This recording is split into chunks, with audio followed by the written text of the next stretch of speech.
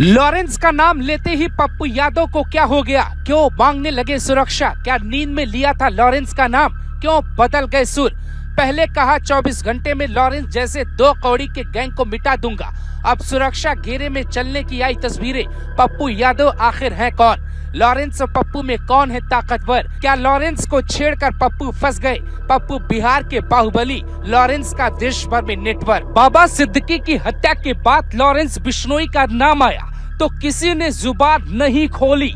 यहाँ तक कि महाराष्ट्र के बड़े बड़े अधिकारी भी लॉरेंस का नाम लेने से पहले डरते हैं। यहाँ तक कि तिहाड़ जेल के जेलर भी लॉरेंस को बहुत शरीफ कहते हैं। लॉरेंस की खुलकर कोई बुराई करने से बचता है क्योंकि लॉरेंस की ताकत का अंदाजा हर किसी को हो चुका है। लेकिन बिहार के नेता पप्पू यादव कौन है और उनका बैकग्राउंड ऐसा क्या है कि वो 24 घंटे के भीतर ही लॉरेंस को मिटाने की बात करते हैं?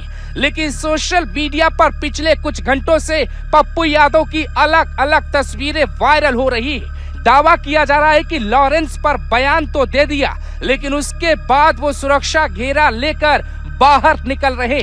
पहले आपको बताएं कि पप्पू यादव का इतिहास क्या है।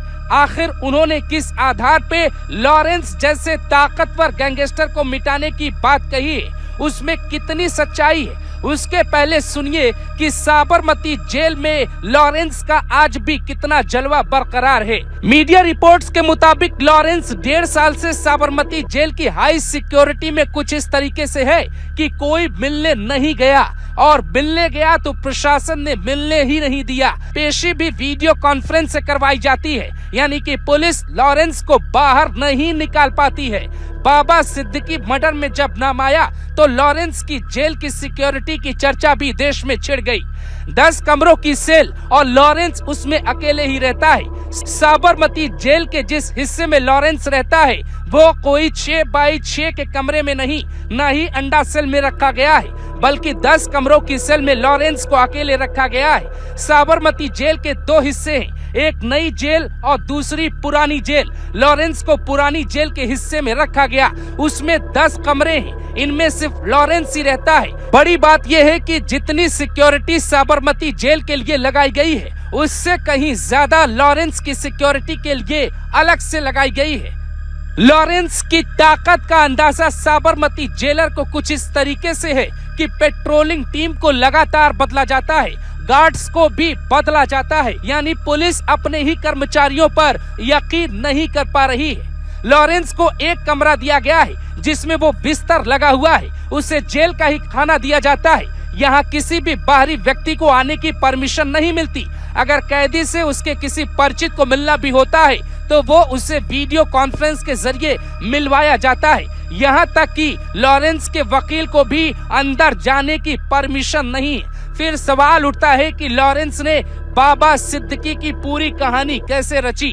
हालांकि ज्यादा पड़ताल करने पे पता चलता है कि साबरमती जेल का अपना विवाद है। जेल में कॉल करने से रोकने के लिए जैमर की व्यवस्था होती है, लेकिन कई राज्यों की पुलिस जब पड़ताल करने पहुंची तो पता चला कि वहां फोन और वीडियो कॉल की व्यवस्था उपलब्ध हो जाती है। इसी जेल में अतीक भी बंद था, लेकिन इसी जेल में रहते हुए अतीक ने राजू पाल की हत्या करवाई और बाकायदे अतीक ने वहीं से एक वीडियो कॉल किया था, ऐसा भी मीडिया रिपोर्ट में दावा किया जाता है। तो जिस लॉरेंस की ताकत से साबरमती जैसी हाई सिक्योरिटी जेल में ये हाल है, क्या उस लॉरेंस को पप्पू यादव 24 घंटे में मिटा सकते हैं? इसकी सच्चाई कितनी है जरा आप भी देखिए।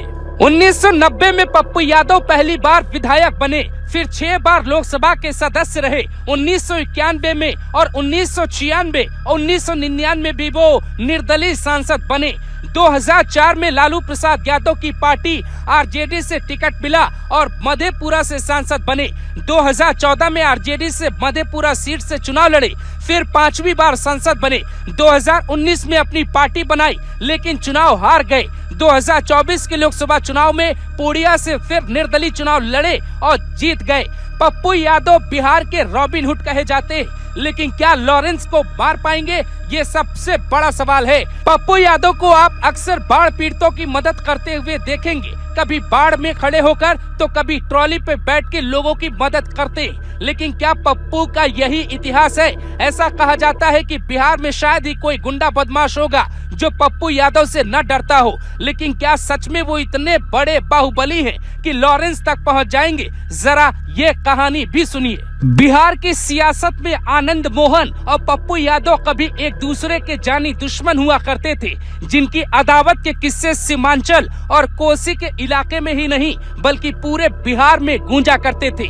दोनों की ताकत बाहुबल थी और जाति वोटों का आधार उनके पास था, लेकिन लॉरेंस और पप्पू यादव की ताकत की तुलना करेंगे तो पप्पू यादव शायद ही लॉरेंस के सामने टिकते हैं, क्योंकि आज लॉरेंस जेल में बेशक है, लॉरेंस बाहर की दुनिया से कनेक्ट नहीं हो पा रहा है, लेकिन उसके बावजूद उसका गैंग तेजी से आगे बढ़ रहा है। मुंबई पुलिस की रिपोर्ट ही दावा करती है कि 200 से ज्यादा उसके गुर्गे महाराष्ट्र के पुणे में पनप रहे हैं। बाबा सिद्दीकी के केस में भी उसके ही गुर्गों का हाथ बताया जा रहा है। लॉरेंस बिश्नोई अपने केस को ऐसे अंजाम देता है कि पुलिस को सोचने का मौका तक नहीं मिलता। पप्पू यादव राजनीति में सक्रिय हैं, वो अपनी छवि बदलना चाहते हैं। कभी बाहुबल के दम पे लालू प्रसाद यादव की सरकार को फायदा पहुंचाने वाले पप्पू अब ट्रैक्टर की ट्रॉली में बैठकर बाढ़ में उतर के लोगों की मदद करके अपने आप को शरीफ दिखाना चाहते हैं। लेकिन लॉरेंस बिश्नोई ने